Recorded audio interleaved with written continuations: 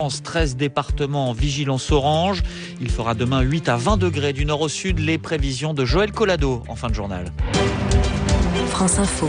Raphaël Ebenstein. Et donc, Arsine, cette situation météo de nouveau inquiétante sur une partie de la moitié sud. 13 départements, vous le disiez, placés par Météo France en vigilance orange.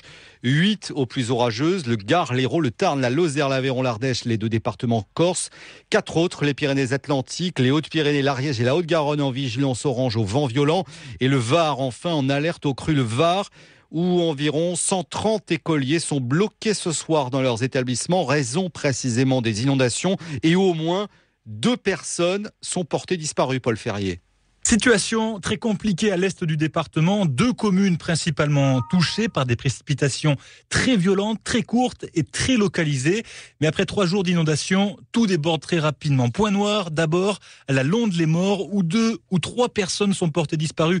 À l'heure où je vous parle, les circonstances sont floues, mais il pourrait s'agir d'un piéton et d'une femme et de son passager ou de sa passagère qui seraient tombés dans le fleuve côtier qui est en crue avec leur voiture. Sur cette commune, les hélicoptères de secours ont réalisé près de 40 litreuillages et dans 2 écoles de la commune, les enfants sont confinés mais en sécurité. Autre point noir, Grimaud dans le golfe de Saint-Tropez. Là, ce sont 80 enfants qui sont bloqués dans leur école et qui vont sans doute y dormir et manger. Bien sûr, eux aussi sont en sécurité. À cause des routes bloquées, les parents en fait ne peuvent pas aller les chercher. Une situation donc critique qui ne va pas vraiment s'arranger. De nouvelles cellules orageuses très localisées pourraient de nouveau éclater dans la soirée, même si on note une légère amélioration à la préfecture. Et la météo, elle, ne s'arrange pas par contre dans les jours qui arrivent. Paul Ferrier, France Bleu Provence pour France Info.